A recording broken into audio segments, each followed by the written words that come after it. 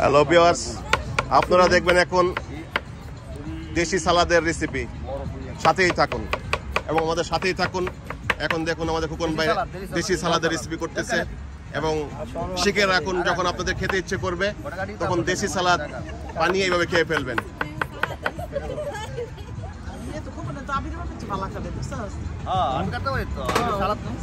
আমি morning chef ছিলাম না ইয়ারতে ইটালিয়ান রেস্টুরেন্টে। সে একজন ইটালিয়ান শেফ, সে একজন আমেরিকাতে এসে প্রথম ছিল ইটালিয়ান শেফ, এখন সে একজন পুলিশের কর্মকর্তা। কিন্তু সে যে শিখেছিল সেই সালাদ, দেশি সালাদের রেসিপি, এখনো সেটা সে মনে রেখেছে এবং আপনারা দেখতে থাকুন। তারপরে স্যালমন স্যুপ, কিভাবে কাটতে হয় দেখেন স্পিডে, সালাদটা কিভাবে কাটবেন এই দেখুন, এই যেভাবে এইভাবে নিয়ে এখানে নিয়ে এইভাবে এই যে এইভাবে দেখুন, এটা একটু তেরা করতে হবে, মানে একটু বাঁকা করতে হবে, একটু বাঁকা করতে হবে, নাহলে হাত কেটে যাবে। হ্যাঁ, নাহলে হাত কেটে যাবে।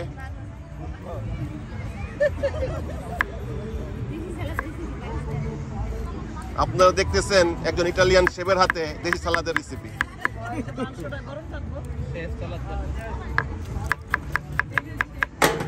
বাট আপনি তাকে অন্য জায়গায় দেখবেন না, কারণ আমরা ফ্যামিলি পিকনিক, এর জন্য আমাদের সাথে আমরা নিজেরা সবকিছু করি, এর জন্য এক্সপেন্সিভ শত ছিল আবার বেশি। হ্যাঁ,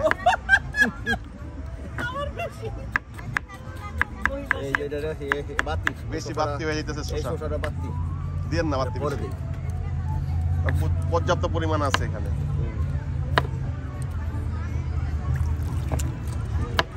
টমেটো সস, তারপর হইলো আপনার ওই যে মেয়ো, এগুলা দিয়ে, বুঝছেন? মেয়ো দিলে তো দেশি আর হইলো না, এটা হইলো কিন্তু বাংলাদেশে এটাই চলতেছে। লাল মরিচ, কাঁচা মরিচ, ধনিয়া পাতা দিলে দেখতে আর কিন্তু বাংলাদেশে এটা চলতেছে, বাংলাদেশে এটাই চলতেছে, বুঝছেন? মানে স্পেশাল সুমনের মায়ের রেওয়া নাইতেছে যাওয়ার টাইমে, না যাওয়ার টাইমে না, হ্যাঁ পেঁয়াজ বানাইছে, তারপরে খাইবো কেটা তো কিছু এটি খাই আমরা বিকালবেলা, চানাচুর মুড়ি আছে, মুড়ি চানাচুর পেঁয়াজ ভুট দিয়ে বানায় খাইছি, ওটা আরো পরে খাইতো, লগে লগে খাওয়া যাবো না, বুঝলেন না, আরো পরে খাইছি। গরু মাছের ঝোল, হ্যাঁ মুড়ি দিয়ে খাইবা?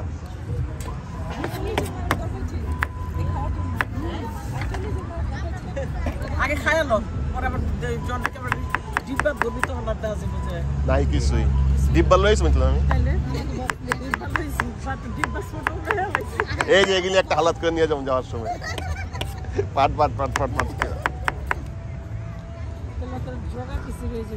বিখ্যাত ইটালিয়ান শেফের হাতে আমরা দেশি সালাদের রেসিপি দেখতেছি।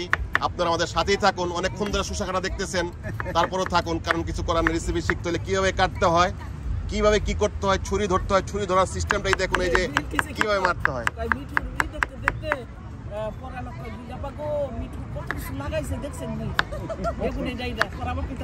শিল্পীর জামাই দেখাইতেছে, শিল্পীটা মিঠুটা লাগান না গায়ে, বড় চালকুমরা। আমি তখন জনগণের হয়ে গেছি, আমার ভিউয়ার্সদের হয়ে গেছি, বুঝছেন? কারণ আমি এখন বলে দিছি যে আমার এলাকায় সব ভিউয়ার্সরা আসছে দাওয়াত খাইতে, আমার আত্মীয় স্বজন কেউ বলছি যে যারা আমার ভিউয়ার্স তারাই আসেন, আত্মীয় স্বজন কেউ ভিউয়ার্স না আসেন। কেউ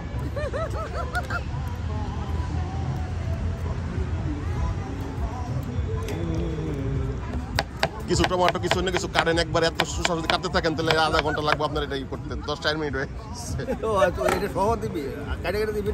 না, একবারে দিয়ে দিব। এডিট করবি না পরে? না, এডিট নাই তো আমার, আমি তখন ডাইরেক্ট অর্গানিক চালাইতেছি।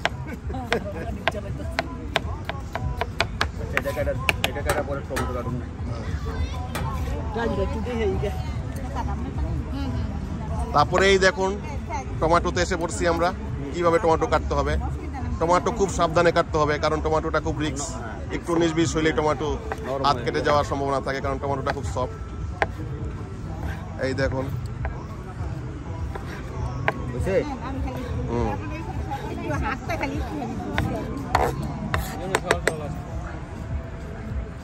ওকে, আমরা এই ভিডিওটা শেষ করতেছি, আবার সেকেন্ড পার্ট সালাদ সেকেন্ড পার্ট আপনারা দেখতে পাবেন। ওকে, আসসালামু আলাইকুম।